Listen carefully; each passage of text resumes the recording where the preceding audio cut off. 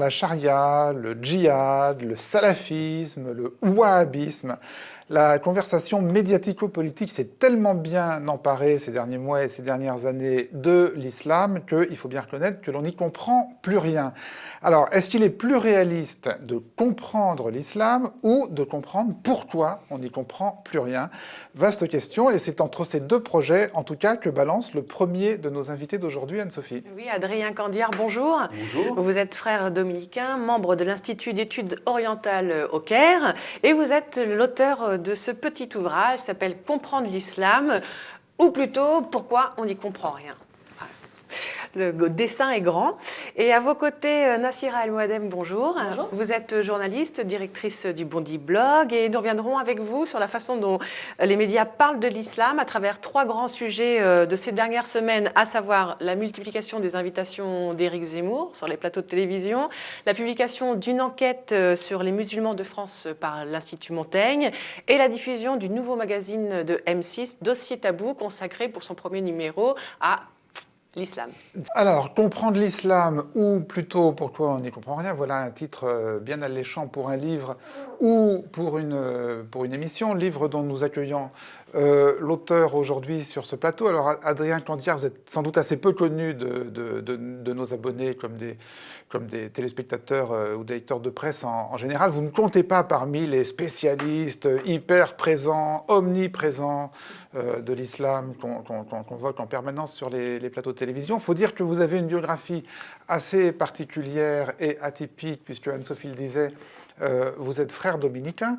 Alors, est-ce que cette qualité de frère dominicain, en entreprenant la rédaction de ce petit livre sur l'islam, vous l'avez ressenti plutôt comme un avantage pour traiter ce sujet ou comme un inconvénient ? Alors, c'est parce que je suis frère dominicain que je m'intéresse à l'islam. En effet, mes supérieurs, à la fin de mes études de théologie, m'ont dit nous avons un centre de recherche qu'Anne-Sophie citait tout à l'heure, l'Institut dominicain d'études orientales, au Caire. Et donc, on m'a dit tu vas partir pour le Caire, tu vas faire de l'arabe et tu vas essayer de comprendre quelque chose à l'islam. Le but du jeu n'est pas d'attaquer l'islam, de défendre l'islam, mais juste qu'on ait dans l'Église et pour le monde une petite expertise. Et donc, ce centre d'études est là depuis, ça fait plus de 60 ans, on est plusieurs à passer un peu notre vie. Mais parce qu'avant vous, les dominicains ne comprenaient rien à l'islam ? Non, mais on a repris à nouveau frais cette manière-là. Depuis donc 60 ans, on a une équipe de frères qui vraiment y passe tout son temps en lisant plutôt, option lecture de vieux textes poussiéreux et en travaillant au Caire avec des musulmans. L'idée, c'est qu'on arrive à travailler ensemble, qu'on arrive à se parler, non pas pour faire de la polémique, mais juste pour essayer de se comprendre. Vous êtes au Caire depuis combien de temps, là ? Depuis 4 ans. Depuis 4 ans. Depuis 4 ans. Et alors, vous estimez votre degré de compréhension à combien, là ? Je reste Vous êtes plutôt assez parmi modeste. ceux qui comprennent ou parmi ceux qui ne comprennent encore rien ? Mais je comprends que, si j'ai mes études, je suis au début de ma thèse de doctorat. D'accord. Donc, j'ai pas une légitimité scientifique totale et je ne prétends pas l'avoir. Et ce que mes études jusqu'à présent m'ont montré, c'est que tout ça est assez difficile à comprendre.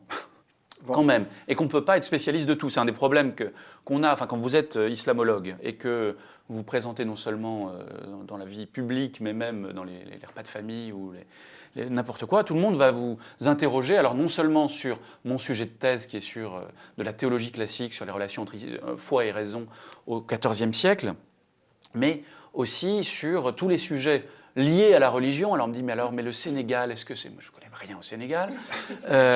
Et puis évidemment, ça va être aussi le nucléaire iranien, puisque c'est des musulmans. Alors forcément, on est censé avoir une expertise. La composition exacte de l'armée irakienne, oui, mais l'état-major, est-ce que c'est plutôt...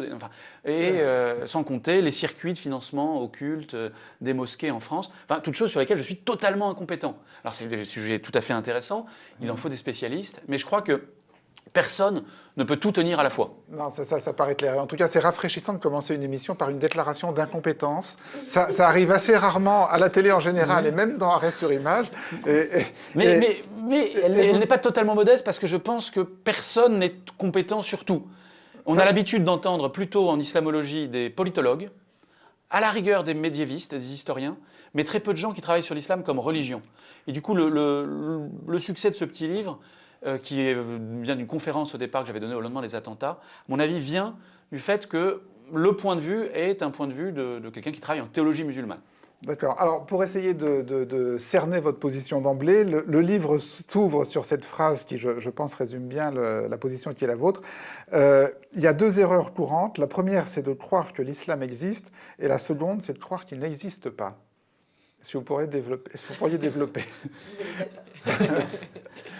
J'ai déjà 120 pages, mais... non, mais à l'oral. Alors, à l'oral, et pour essayer de faire vite quand même...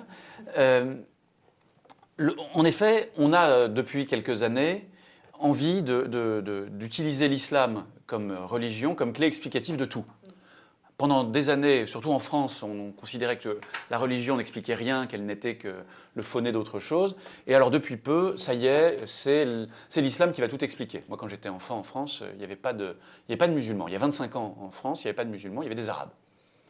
Donc la religion était ou des immigrés. Voilà, mais toutes les questions liées à leur présence étaient vues sous un angle culturel, ethnique, national. Ou économique. Ou économique, évidemment.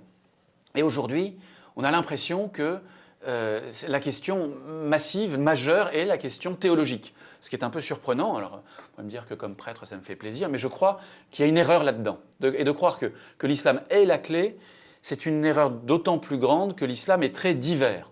Chez les islamologues, on dit très souvent qu'on ne peut pas parler de l'islam, mais des islams, parce que culturellement, il y a des grandes différences, évidemment, entre le monde arabe, qui est quand même très minoritaire dans le monde musulman, et les différentes cultures où l'islam s'est implanté, mais aussi, ce qu'on sait moins, des différences théologiques, des différences juridiques, des différences spirituelles, y compris au sein du sunnisme, pas seulement la grande différence sunnite-chiite. Donc il y a une grande différence, et pour autant... J'en viens à mon deuxième paradoxe. Voilà, parce que alors ça, c'était l'erreur de croire que l'islam existe. Mais il y a aussi une autre erreur, l'erreur symétrique de croire qu'il n'existe pas.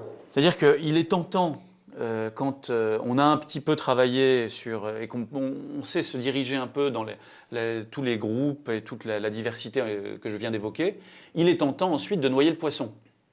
Quand on dit, mais alors est-ce que c'est vrai que l'islam, par rapport aux droits des femmes, dit ça? On peut dire, oh, mais ça dépend des écoles, et puis plus rien n'existe. L'islam est une réalité, quand même, dans le monde, ne serait-ce que dans la conscience des musulmans. Je pense que ce n'est pas rien du tout que Boko Haram puisse faire allégeance à Daesh. Le contexte géopolitique n'a rien à voir. On ne peut pas dire c'est à cause des Américains qui ont envahi l'Irak que Boko Haram s'y reconnaît. C'est parce qu'il y a un certain nombre de références communes, qui ne sont pas communes, enfin là-dessus, je ne veux pas dire que tous les musulmans se reconnaissent soit dans l'un, soit dans l'autre. Mais vous voyez, dans un contexte culturel différent, on arrive à trouver des ponts, parce qu'il y a quand même une référence, la révélation coranique est quand même un petit peu en commun. On a un imaginaire disponible qui est commun, dans lequel on peut piocher. Donc l'islam peut permettre d'expliquer des choses, l'islam comme religion. Mais comme souvent, l'erreur est toujours un excès ou un autre. L'islam comme religion compte parmi les facteurs explicatifs de ce qui se passe dans le monde d'aujourd'hui, mais ça n'est pas tout. Alors, pour vous permettre de développer mieux votre pensée, Anne-Sophie le disait au début, on va prendre 3 exemples de discours médiatiques sur l'islam dans l'actualité récente, en commençant donc par le premier, la promo du dernier livre de Zemmour, toute chaîne et station confondues. Voilà, du chroniqueur de RTL, qui a effectivement multiplié les interventions télévisées à l'occasion de la sortie de son dernier recueil de chroniques. Et journaliste au Figaro. Et journaliste au Figaro, je vous remercie de me le rappeler, Nassira. Recueil de chroniques qui s'appelle Un quinquennat pour rien, et lors de ces plateaux, il n'a pas manqué de donner sa vision sur l'islamisme qui, pour lui, se confond avec l'islam. On l'écoute.